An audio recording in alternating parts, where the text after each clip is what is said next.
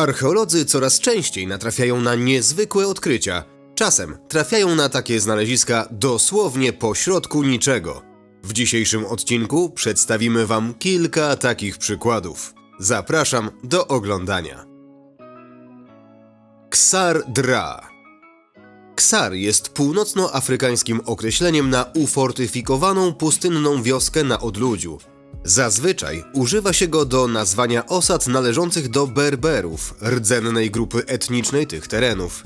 Zabudowania typu ksar są typowe dla Mahrebu, czyli dla Maroka, Algierii i Tunezji.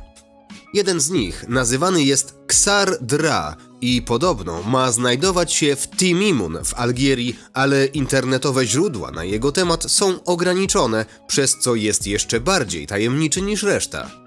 Większość ksarów jest tak zagadkowych z powodu lokalizacji na środku pustyni, a nie zostały tam postawione bez powodu. Pełniły funkcje oraz można w nich było odpocząć od gorącego i suchego klimatu. Słyną ze swojej wyjątkowości i pięknej architektury. W rejonie Magrebu ksary zazwyczaj składają się z połączonych domów, meczetu, łaźni, pieca i innych konstrukcji. Zazwyczaj budowano je z cegły suszonej i są charakterystyczne ze względu na tworzoną przez siebie ścianę. Większość ksarów znajduje się na Saharze, ale niektóre można znaleźć w górach. Detektywi z Reddita próbowali ustalić ich lokalizację. Zaproponowali również, że takie okrągłe ksary, jak na obrazku, zostały zbudowane przez starożytne królestwa żydowskie. Muzułmańskie miały mieć kształt pięciokątów. Jest to prawda, że na terenie Magrebu istniały ważne społeczności żydowskie, ale trudno zweryfikować, czy zbudowały jakikolwiek ksar, a jeśli tak, to który. By jeszcze bardziej skomplikować sprawę, trzeba dodać, że Berberowie byli Żydami. W pewnym momencie większość z nich przeszła na islam, ale część z nich zdecydowała się na dalsze wyznawanie judaizmu. Większość współczesnych Berberów to sunnici, ale część z nich wyznaje także inne nurty islamu. We współczesnym Maroku mieszka około 8000 potomków berberskich Żydów. Robkund. W jeziorze Robkund znajduje się 800 szkieletów. Znane również jako Jezioro Szkieletów, znajduje się na wysokości 5029 metrów nad poziomem morza w indyjskich Himalajach. Ma 40 metrów szerokości i 3 metry głębokości. To jezioro polodowcowe wyróżnia się pięknem, ale jest również zanieczyszczone ludzkimi szczątkami, które nagromadziły się przez setki, a nawet tysiące lat. Dlaczego tak wiele ludzi tam zginęło? Ludzkie szczątki widoczne są tylko przez 1 miesiąc w roku podczas odwilży. Poza ogromną liczbą kości znajdują się tam również żelazne groty włóczni, skórzane buty, drewniane przedmioty i pierścienie. Aż do niedawna pochodzenie szczątków w jeziorze Robkund było nieznane. Mówi się, że szkielety pochodzą nawet z IX wieku, ale miejsce odkryto ponownie dopiero w 1942 roku. Badacze byli skonsternowani tym, co zobaczyli. Na początku założyli, że wszyscy musieli umrzeć naraz podczas katastrofy mającej miejsce około 1000 lat temu. Ale nowe badanie opublikowane w 2019 roku przedstawia zupełnie inną i o wiele bardziej niejasną historię. Eksperci przeprowadzili analizę DNA szczątków 38 osób znalezionych właśnie w Robkund. Udało im się zidentyfikować 23 mężczyzn i 15 kobiet, którzy umarli na przestrzeni 1000 lat. Znaleziska całkowicie obaliły teorię o pojedynczej katastrofie, która spowodowała śmierć wszystkich znajdujących się tam osób. 23 osoby, które zginęły w jeziorze lub zostały tam pochowane między VII a X wiekiem, pochodziły z Azji Południowej. Między XVII a XX wiekiem 14 osób pochodzących ze wschodniej części basenu Morza Śródziemnego i 1 osoba z Azji Wschodniej zginęły w Robkund. Ludzie przyjeżdżali tam z całego świata i najwidoczniej ryzykowali życiem. Naukowcom jeszcze nie udało się poznać przyczyn ich śmierci, ale prawdopodobnie można stwierdzić, że nie wszyscy zmarli z tego samego powodu. Ciągle nasuwa się pytanie, jak i po co ludzie ze wschodniej części basenu Morza Śródziemnego skończyli w jeziorze. Na pewno nie byli hinduistycznymi pielgrzymami, chociaż jezioro leży wzdłuż głównego szlaku pielgrzymkowego. Jak w przypadku innych badań, te znaleziska stawiają więcej pytań niż odpowiedzi. Kolumna Katski. Jeden z najświętszych i najbardziej odosobnionych kościołów na świecie znajduje się na szczycie kolumny Katski. 40-metrowy monolit z wapienia leży w Gruzji. Do tego oddalonego o 200 km na północ od Tbilisi miejsca nie dojeżdża żaden pociąg. Jedynym sposobem, żeby się tam dostać, jest pojechanie samochodem lub autobusem. Następnie trzeba wędrować przez 20 minut i wspinać się przez na wpół ukończone schody.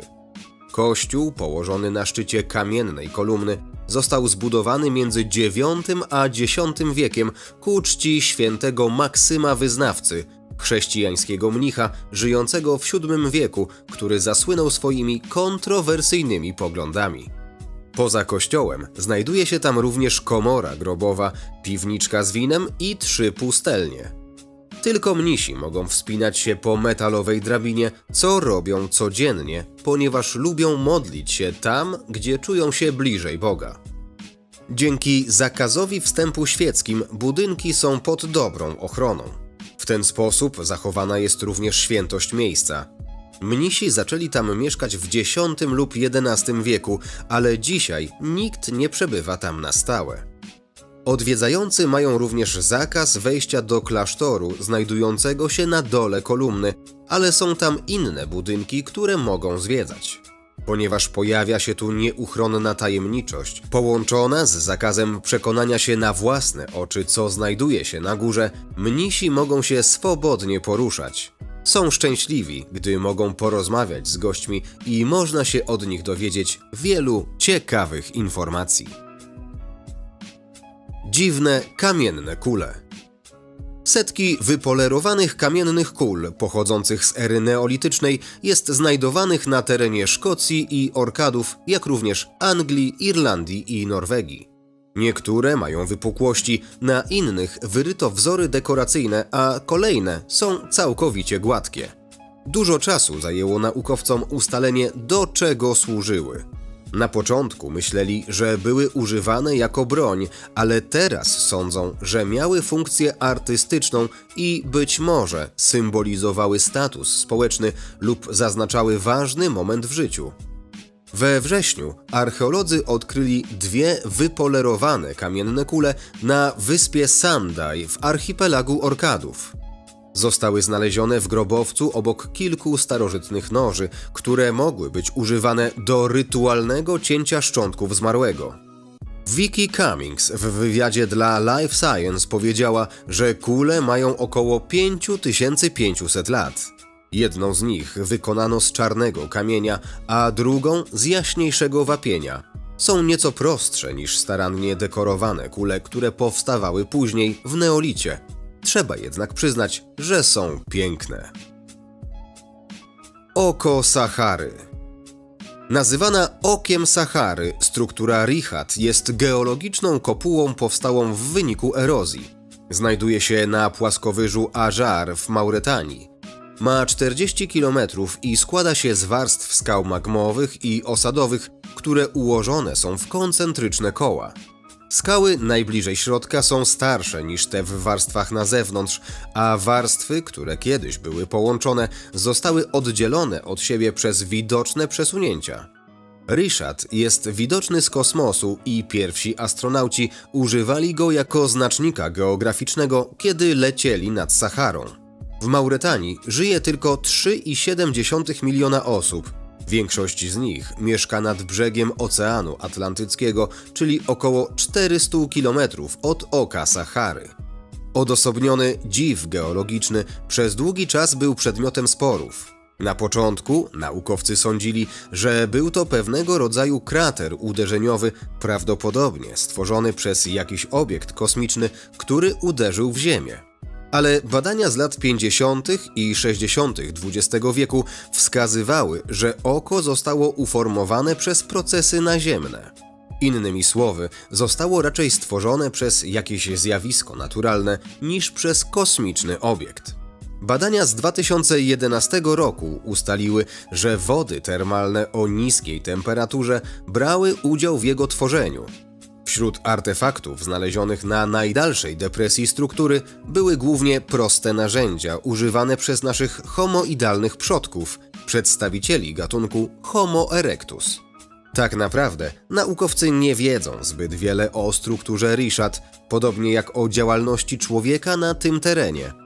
Będą musieli przeprowadzić więcej badań, jeżeli chcą się dowiedzieć, czym naprawdę jest oko Sahary, jak powstało i czy było ważne dla pierwszych ludzi.